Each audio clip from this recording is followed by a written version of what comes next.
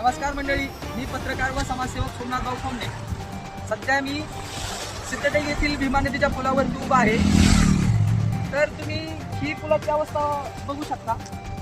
जे पाईप आहेत ते पूर्णपणे तुटलेले आहेत.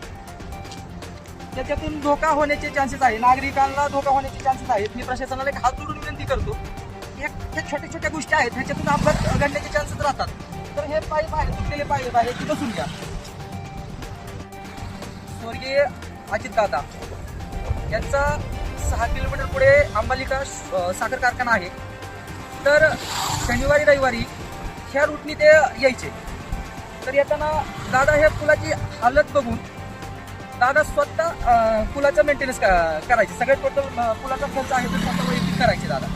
आणि मी स्वतः डोळ्यांनी पाहिलेले आहे. दादांनी वैयक्तिक कारखान्यातून ट्रॅक्टर आणि जनरेटर आणून तिथं पूर्ण जे मेंटेनन्स आहे बिल्डिंग वगैरे करून वैयक्तिक करून घेतलेला दादांनी. तर खरंच कामाचा माणूस काय असतो ते त्या माध्यमातून कळालं.